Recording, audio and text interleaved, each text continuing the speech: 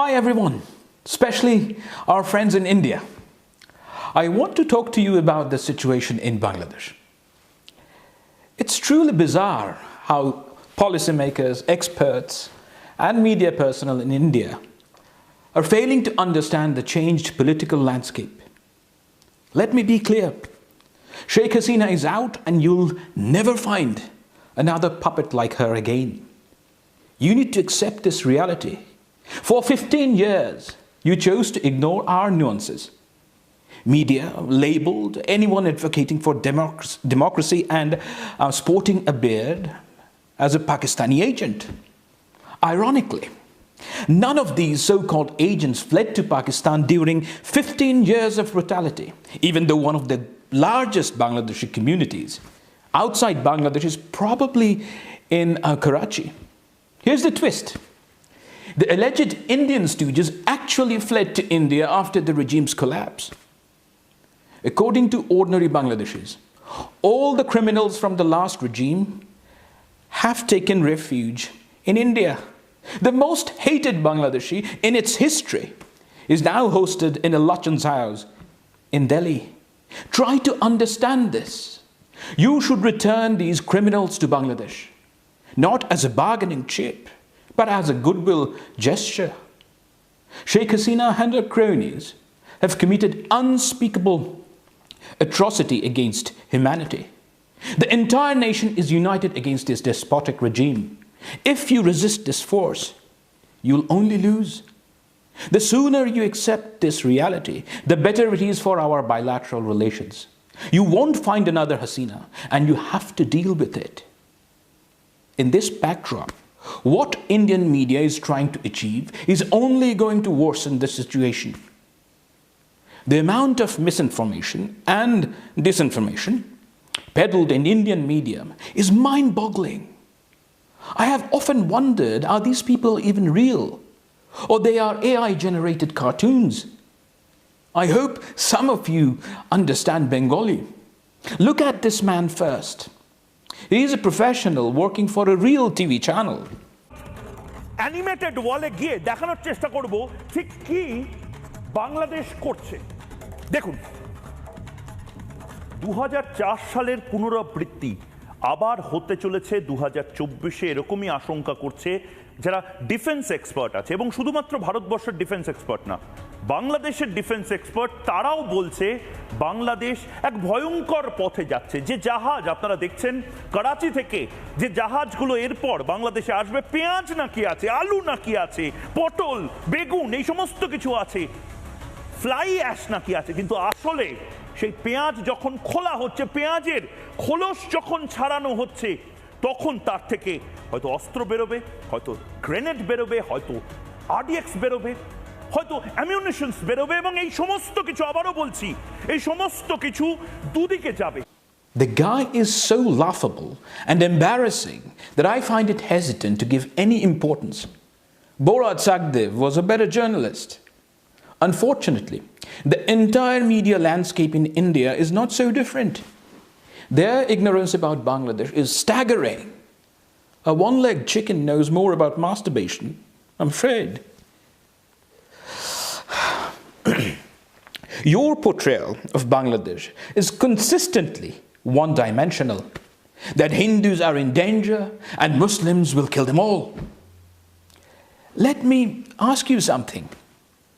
If Hindus were truly in danger, wouldn't there be a flood of Hindu refugees into India? Where are they? The hatred here is towards the Awami regime's collaborators, similar to how Germans feel about Nazis or Italians about fascists. These hated people are mostly Muslims, with some Hindus too. What your media is doing is picking up their Hindu identity at the forefront and trying to portray them as being targeted because they are Hindus. This is to create a religious narrative of a political problem. I watched an interview by India Today, where the interviewer, acting like an activist, grilled a Bangladeshi journalist, trying to give a picture that Munni Shah was harassed by the mob because she is a Hindu journalist. No. Munni Shah was harassed because she is a corrupt Awami sympathizer. Allegedly, she has illegally gathered $11 million. What kind of journalist in your country has $11 million in his bank account? Now, to say Munni Shah was harassed because she is a Hindu is deeply problematic and dishonest. If you come to Bangladesh, everyone, I repeat, everyone above the IQ of 83 understands this difference. No matter if you're a Muslim, Hindu, or Christian, if you are an Awami sympathizer or a beneficiary of the last regime, you are in problem here. That part is true. And there are reasons for that. These are the people who sucked life and soul out of this nation. But Indian media wants to cherry pick the Hindu Awami sympathizer as if he or she is hated because of her religion. Many prominent Hindus have publicly stated they are not persecuted. In fact, some claim that the situation for them is much better now. But the Indian media insists on turning a political issue into a religious one. ISKCON in India and ISKCON in Bangladesh are not the same organization. You need to understand this. I agree that ISKCON priest Chinmoy Das was unfairly treated by the Bangladeshi government. And I also agree that a sedition charge for hoisting a saffron flag over the Bangladeshi flag is overboard. I get that. No one interested in legal representation in the court of law is embarrassing, I confess. But you should at least attempt to understand the scenario here. ISKCON is not viewed here as a Hindu religious organization. Why? Because they chant Joy Sri Ram, which is a political slogan of RSS, not a religious chant. Bengali Hindus never chanted that mantra. On top of that, Sri Chinmoy Das has publicly given inflammatory speeches charged with political rhetoric. I found most commentators in India don't know or choose to hide the fact that he was disciplined by the international ISKCON governing body. We're not 100% certain who brought the charges, but the disciplinary measures clearly indicate he was disciplined because of pedophilia charges. This is a serious allegation. Now, your media choosing to be ignorant of this fact does not necessarily mean that we don't know this. I request you to compare the situation here with the Indian political landscape. Imagine a Muslim cleric is brought to the court. He is denied bail. An angry Muslim mob hacks court official on the court premises. What would happen in India the next day? If you're honest, I think you'd agree that RSS leaders would call for revenge. There would be a full-scale communal riot for at least 24 hours. Well, nothing like that happened in Bangladesh. Chinmoy supporters actually did hack a court official who had nothing to do with this case. And most of these killers were indeed Hindus.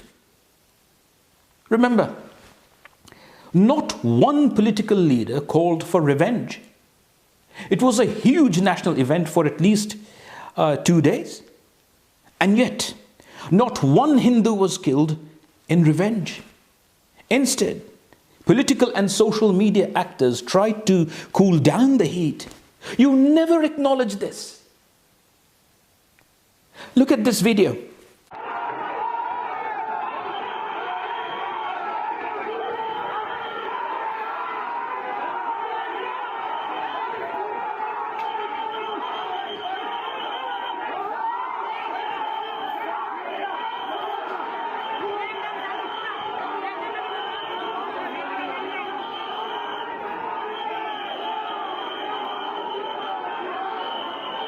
It's the consulate of Bangladesh High Commission in Agartala. An angry Hindu mob entered their premises and vandalized the place. This is the most horrible breach of Vienna Convention I have witnessed in my life. You simply don't barge into the embassy and vandalize the place, even if the countries are at war. Did the Bangladeshis go for a tit-for-tat altercation? Please try to understand Bangladeshis are not inviting animosity. It is the Indian media which is acting irresponsibly. The result of such Bangladesh hate is this vandalism. The Hindus here are not in danger. There is no systemic violence or repression against the Hindus. Police officers are not sacked because they are Hindus. Thousands of Awami police officers have been sacked because they killed the protester in July and August. The majority of these killers and crooks are Muslims. Some are Hindus too. But to say that they are sacked because of their religion is simply a lie. The minorities are not unsafe here. Yes, it's a third world country. You can't compare the situation here with, let's say, Australia. I agree. Isolated events do happen which are embarrassing. But truth be told, minorities in Bangladesh are no less safe than in India or Pakistan. We are probably not as good as Sri Lanka, but we are better than India or Pakistan. We take pride in it, and we want to improve ourselves. The real problem with Indian media's Bangladesh hate is this. It is used and aimed for local politics of India. It doesn't help Hindus of Bangladesh simply because this portrayal is most of the time untrue. I don't understand why Indian mainstream media has this insatiable urge to portray that India and Hindus are always under threat. Sometimes it's Pakistan, sometimes it's Bangladesh, and other times it's China. The most contradictory thing is they also want to project that India is an emerging superpower.